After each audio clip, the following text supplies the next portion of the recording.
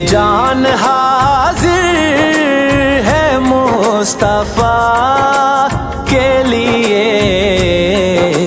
अपने कदमों प्यारे कदमों से लिपट कर मुझे मर जाने दे।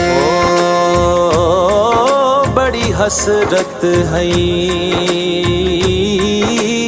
तेरे बूहे ते, बड़ी हसरत है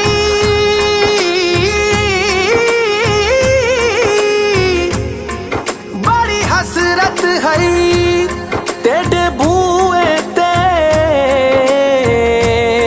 मत्था टेकदा टेकदा मर जावा,